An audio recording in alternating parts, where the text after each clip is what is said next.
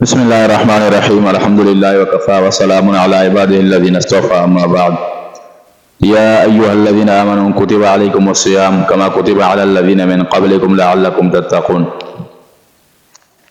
حضرت سلمان فارسی رضی اللہ عنہ سے روایت ہے کہ شعبان کے اخیر میں رسول اللہ صلی اللہ علیہ وسلم نے خطبے میں فرمایا، اے لوگوں، تحقیق سایہ ڈالا تم پر ایک بڑے مہینے نے، برکت والے مہینے نے۔ وہ ایسا مہینہ ہے کہ اس میں ایک ایسی رات آتی ہے جو کہ 1000 مہینے سے بڑھ کر ہے، یعنی لیلۃ القدر۔ اللہ تعالیٰ نے اس ماہ کے روزے فرض کیے اور رات کا قیام نفل قرار دیا۔ جس نے اس ماہ میں کوئی نیک خصلت ادا کی وہ اس کے طرح ہے جس نے رمضان کے سوا کسی دوسرے مہینے میں فرض ادا کیا ہو، اور جس نے اس ماہ میں فرض ادا کیا وہ ایسا ہوتا ہے جیسا کہ اور دنوں میں 70 فرض ادا کیے ہوں۔ اور وہ صبر کا مہینہ ہے، اور صبر ایسی چیز ہے کہ اس کا بدلہ جنت ہے اور غم خواری کی جاتی ہے۔ اور ایسا مہینہ ہے کہ اس میں مومن کا رزق زیادہ کیا جاتا ہے۔ جس نے اس میں روزے دار کو افطار کرایا اس کے گناہوں کی سے بخشش اور دوزخ کی آگ سے نجات حاصل ہوتی ہے، اور اس کو روزے دار کے برابر ثواب ملتا ہے، سوائے اس کے کہ روزے دار کے ثواب میں کوئی کمی کی جائے۔ صحابہ نے عرض کیا کہ اے رسول خدا، حضرت سلمان فارسی کہتے ہیں کہ ہم نے عرض کیا، اے رسول خدا، ہم میں ہر شخص ایسا نہیں جو روزے دار کو افطار کرانے کی گنجائش رکھتا ہو۔ حضرت صلی اللہ علیہ وسلم نے ارشاد فرمایا کہ ثواب تو اللہ تعالیٰ اس کو عطا فرماتا ہے جو کہ روزے دار کو دودھ کے ایک گھونٹ یا ایک کھجور یا ایک پانی کے گھونٹ وغیرہ سے افطار کرا دے، اور جو شخص روزے دار کو پیٹ بھر کر کھانا کھلا دے اس کو اللہ تعالیٰ میرے حوض یعنی حوض کوثر سے سیراب کرے گا، پھر اس کو جنت میں داخل ہونے تک پیاس ہی نہ لگے گی۔ اور یہ معلوم ہی ہے کہ جنت میں پیاس ہی نہیں۔ اور یہ ایسا مہینہ ہے کہ اس کا اول حصہ رحمت ہے، اور درمیان اس کا مغفرت ہے، اور آخر حصہ اس کا آگ سے آزادی ہے۔ اور جس نے اس ماہ میں اپنے باندی غلام سے بوجھ ہلکا کیا یعنی ان سے خدمت لینے میں کمی کر دی، اس کو اللہ تعالیٰ بخش دیتا ہے اور دوزخ کی آگ سے آزاد کر دیتا ہے۔ اور ارشاد فرمایا رسول اللہ صلی اللہ علیہ وسلم نے، تمہارے پاس رمضان آ گیا ہے، مبارک مہینہ، اللہ تعالیٰ نے اس کے روزے تم پر فرض کیے ہیں۔ اس میں جنت کے دروازے کھول دیے جاتے ہیں اور دوزخ کے دروازے بند کر دیے جاتے ہیں، اور سرکش شیطان کو توق پہنائے جاتے ہیں۔ اللہ کے واسطے اس میں ایک رات ہے جو 1000 ماہ سے بہتر ہے۔ جو شخص اس رات کی خیر و برکت سے محروم رہا وہ بالکل ہی محروم رہا۔ اور ارشاد فرمایا رسول اللہ صلی اللہ علیہ وسلم نے جب کہ رمضان شروع ہو چکا تھا، بے شک یہ مہینہ آیا تمہارے پاس اور اس میں ایک رات ہے جو 1000 ماہ سے بہتر ہے، اور جو اس سے محروم رہا وہ سب بھلائی سے محروم ہوا۔ اس مہینے کو حدیث شریف میں شہر اللہ یعنی اللہ تعالیٰ کا مہینہ فرمایا گیا۔ چنانچہ جناب رسول اللہ صلی اللہ علیہ وسلم کا ارشاد گرامی ہے، شعبان و شہری و رمضان و شہر اللہ، یعنی شعبان میرا مہینہ ہے اور رمضان شریف اللہ تعالیٰ کا مہینہ ہے۔ حالانکہ اگر دیکھا جائے تو سب مہینے اللہ تعالیٰ کے ہیں۔ یہ ارشاد ہے جیسا کہ قرآن عزیز میں اللہ کے خاص بندوں کو عباد الرحمن فرمایا گیا۔ حالانکہ مخلوق کے لحاظ سے سب انسان اللہ تعالیٰ کے بندے ہیں، مگر عباد الرحمن صرف ان بندوں کو کہا گیا جن میں خاص اور صاف ہو۔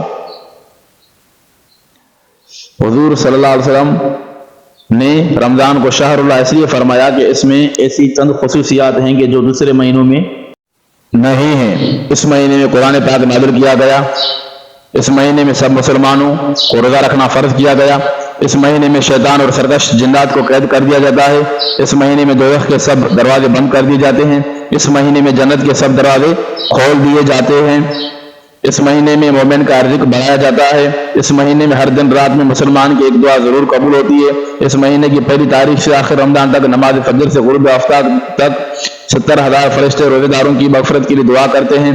اس مہینے میں اللہ تعالیٰ رحمت خاصہ نازل فرماتے ہیں۔ اس مہینے میں فرض کا ادا کرنا ایسا ہے جیسا دوسرے مہینے میں 72 فرضوں کا، اس مہینے میں نفل پڑھنا ایسا ہے جیسا دوسرے مہینے میں فرض پڑھنا، اس مہینے کے ہر شب و روز میں اللہ کے یہاں جہنم کے قیدیوں کو چھوڑا جاتا ہے، اس مہینے میں عرش اٹھانے والے فرشتوں سے کہا جاتا ہے کہ اپنی عبادت کو چھوڑ دو بلکہ روزے داروں کی دعا پر آمین کہو۔ اس مہینے میں تراویح پڑھنا سنت موقدہ ہے، اس کے ایمان اور طلب ثواب کی غرض سے پڑھنے سے گناہوں سے ایسا پاک ہو جاتا ہے جیسا کہ آج ہی ماں کے پیر سے پیدا ہوا۔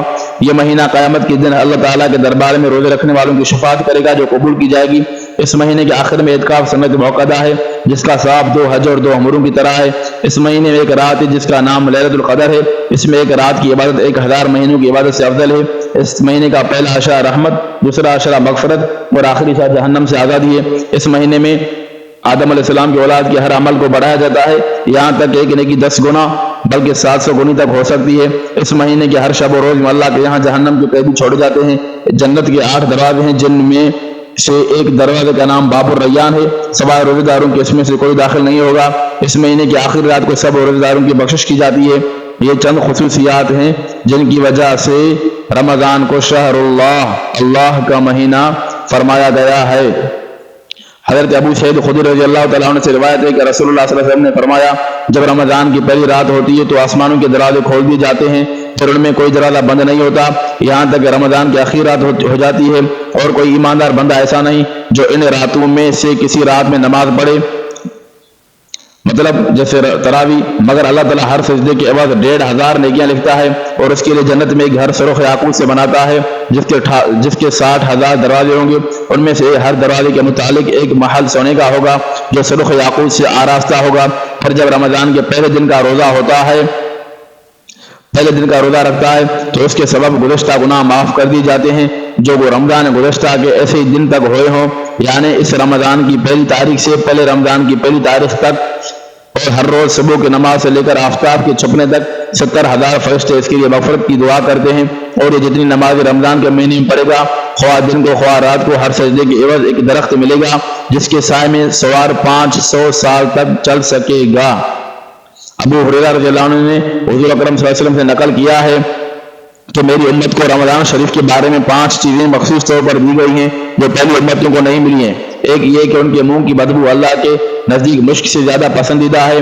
دوسرا یہ کہ ان کے لیے دریا کی مچھلیاں تک دعا کرتی ہیں اور افطار کے وقت تک کرتی رہتی ہیں۔ جنت ہر روز ان کے لیے آراستہ کی جاتی ہے، اور حق تعالیٰ شان و فرماتے ہیں، قریب ہے کہ میرے نیک بندے دنیا کی مشقتیں اپنے اوپر سے پھینک کر تیری طرف آویں۔ اس میں سرکش شیاطین قید کر دیے جاتے ہیں کہ وہ رمضان میں ان برائیوں کی طرف نہیں پہنچ سکتے جن کی طرف غیر رمضان میں پہنچ سکتے ہیں۔ نمبر 5، رمضان کے آخر رات میں روزے داروں کے لیے مغفرت کی جاتی ہے۔ صحابہ نے عرض کیا، یہ شب مغفرت شب قدر ہے؟ فرمایا نہیں، بلکہ دستور یہ ہے کہ مزدور کو کام ختم ہونے کے وقت مزدوری دی جاتی ہے۔ حضرت ام عائشہ رضی اللہ عنہ سے نقل کیا ہے، جب رمضان آتا تھا تو نبی کریم صلی اللہ علیہ وسلم کا رنگ بدل جاتا تھا اور نماز میں اضافہ ہو جاتا تھا اور دعا میں بہت عاجزی فرماتے تھے اور خوف غالب ہو جاتا تھا، جسے روایت میں فرماتی ہیں کہ رمضان کے ختم تک بستر پر تشریف نہیں لاتے تھے۔ ایک روایت میں ہے کہ حق تعالیٰ شان رمضان میں عرش کے اٹھانے والے فرشتوں کو حکم فرما دیتے تھے کہ اپنے عبادت کو چھوڑ دو اور روزہ داروں کی دعا پر آمین کہا کرو۔ بخاری شریف میں روایت ہے کہ روزے داروں کے لیے قیامت کے دن عرش کے نیچے دسترخوان چنا جائے گا اور وہ لوگ اس پر بیٹھ کر کھانا کھائیں گے، اور سب لوگ ابھی حساب ہی میں پھنسے ہوں گے۔ اس پر وہ لوگ کہیں گے کہ یہ لوگ کیسے ہیں کہ کھا پی رہے ہیں اور ہم ابھی حساب میں ہی پھنسے ہوئے ہیں۔ ان کو جواب ملے گا کہ یہ لوگ روزہ رکھا کرتے تھے اور تم لوگ روزہ نہیں رکھتے تھے۔